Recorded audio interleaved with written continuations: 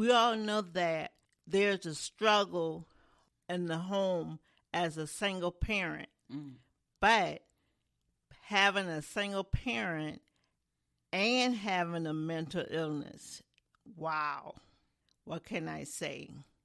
So God have allowed me to bear my son, and God has allowed me to overcome this bipolar disorder. It didn't take a day, a week, a year. It didn't take that. It took many years for me to accept my illness and to be able to raise my son now, who is a successful lawyer in Atlanta, Georgia.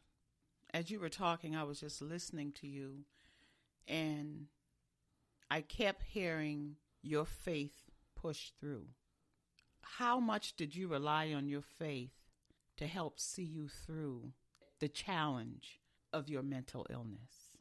Yes, it was hard to say, oh God, I'm trusting in you. It was hard at first to say that, but I remember when I was a young teenager going off to college, and my grandmother put me in the room and she gave me the psalm to read, Psalm 37, fret not thyself because of evildoers, and so forth. She gave me that psalm to read, and she was preparing me for what all I had to go through in life. At first, I didn't have that close relationship with God, but I had a relationship with Him to know to depend on Him. And after I accepted my illness, that's when my closer relationship with God was set on fire. I tell you, if anyone can say there's not a God, I think I wouldn't be able to express myself at all that God is real, you guys. And having to go through my mental illness alone with Him, when family wasn't around, when friends weren't around, nobody but myself and my son, it was heavy. But since I learned how to depend on God and put all my trust and faith in God, a faith of a mustard seed, you guys, putting all my faith in Him, and that's when I know I can triumph over this illness. And now I'm living a life. I'm working. I got my own place. I'm not in a psychiatric hospital. I got my own car. I got everything of my own that God has allowed me to get through it all, having this mental illness where people haven't made it as far as I've done.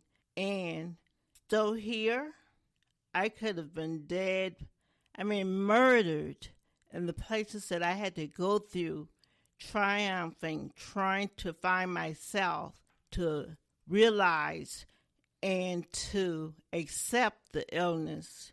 Doesn't mean that I am not healed. I feel that I am healed and still able to live a productive life.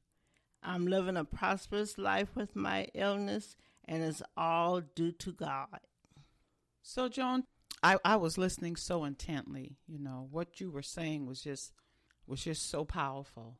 And you know how many out there listening, the listeners and myself even, when we were younger, as young girls, we always had, we would daydream about what we wanted our life to be when we grow up. And as a child, we daydream the wildest dreams because we feel like there's no limit to what we can do and what we can create. And I know that this experience was not a part of your dreaming when you were a young girl. So at any point, did you feel that life had cheated you in any way? That why me? You know, I did everything right. I got good grades. I listened to my parents. Did you ever feel like, why me? Well,